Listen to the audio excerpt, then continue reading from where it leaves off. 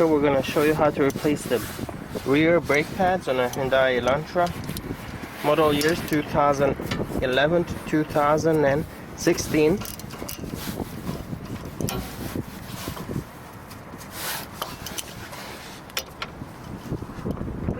Use an open-ended wrench to loosen up the lower 14mm bolt.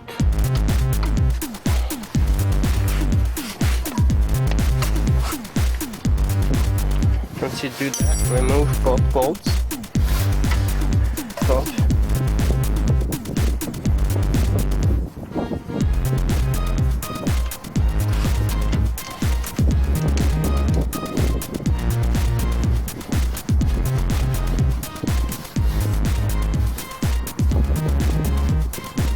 Right here, in order to push this piston in, there's no this is not gonna go in by just pressing it. What you need to do is set up a tool right there and spin it so it screws back in. The way to do it is use set up pliers like so, and then carefully, you need to be very careful or you can injure yourself. Slowly rotate this piston and allow it to move back in.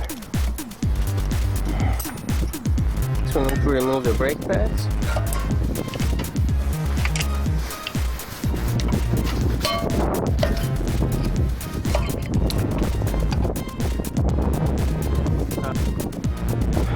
This metal clip will start touching on the rotor and make a grinding noise to warn you that the brake pads are worn out. That's a warning system, because at that point you have barely a little bit of brake pad left and you need to replace the brake pads as soon as possible. Rear rotors, you need to remove these two bolts right here. You have one there and one up here. These are also 14mm bolts.